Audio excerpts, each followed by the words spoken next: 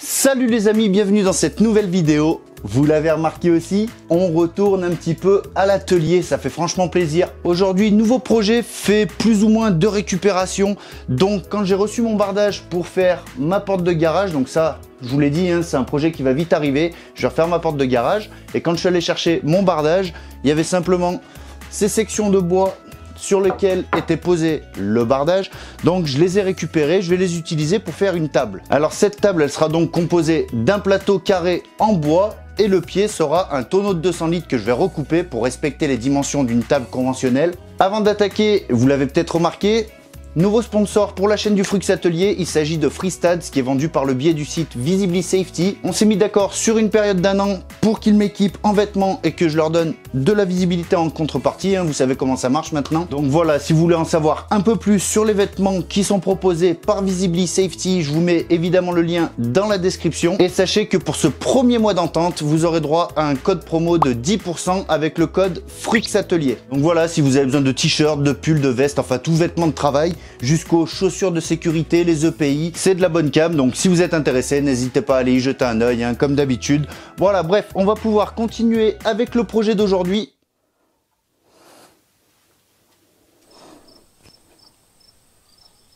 En commençant par débiter donc ces sections de bois, donc on est sur du sapin, tout ce qui est de plus classique, hein. Donc le plateau devra faire 90 par 90. Dans un premier temps, je vais donc débiter des sections de 95 pour avoir une surcote pour les éventuels talons au dégauchissage. Donc bah on commence par ça tout de suite, c'est parti.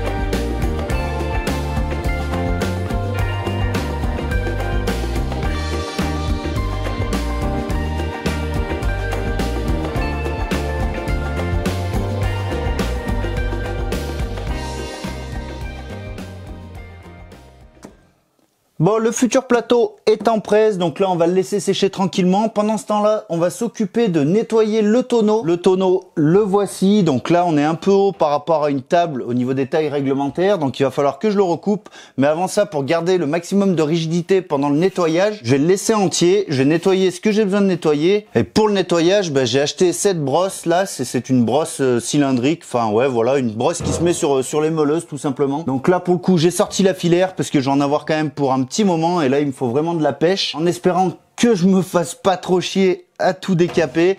Voilà, bon, il y a des produits qui existent, mais je sais pas si là dans la configuration à la verticale comme ça, si c'est bien propice pour faire ça. Donc bref, je vais y faire à la meuleuse, ça va me prendre du temps, ça va faire de la poussière.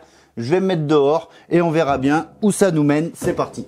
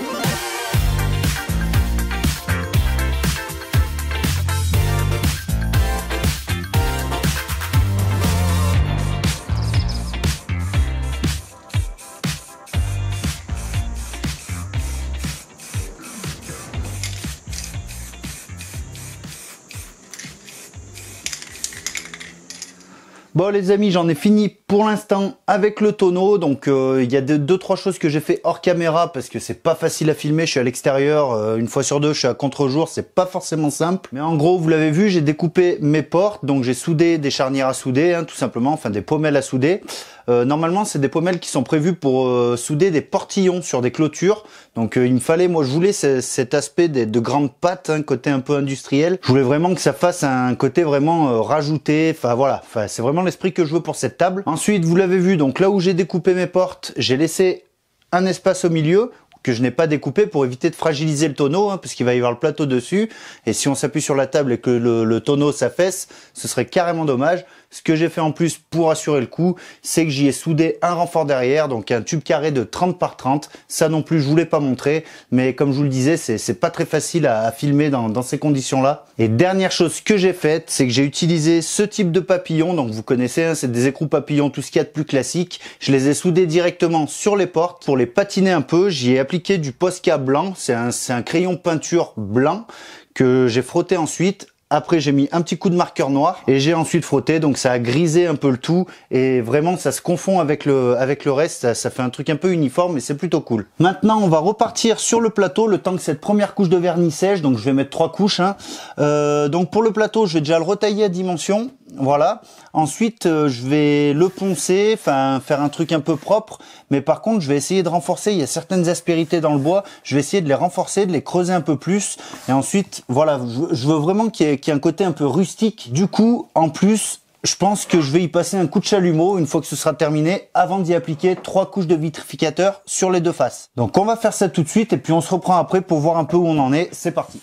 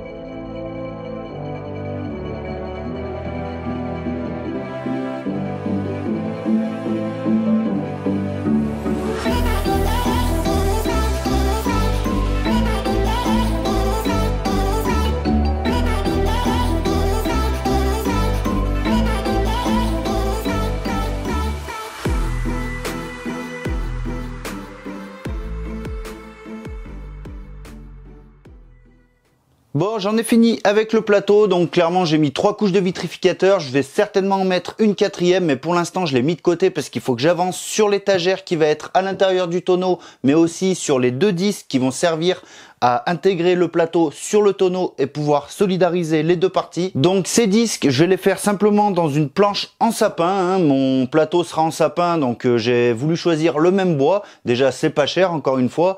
Et de deux, le bois devrait travailler un peu de la même manière. Donc je vais faire attention au moment de l'assemblage de bien mettre le fil du bois dans le même sens pour que ça puisse travailler et qu'il n'y ait pas de contrainte. Et pour faire ces disques, j'ai créé un petit quelque chose vite fait. Il s'agit simplement d'un petit gabarit à usage unique, hein, une sorte de compas pour la défonceuse. Et la petite particularité, c'est que je vais pouvoir utiliser ce guide avec ma bague à copier, ce qui va me permettre en fait de pouvoir tourner sans faire tourner la machine. Donc la machine va suivre, ça évitera d'entortiller les fils et tout le tralala.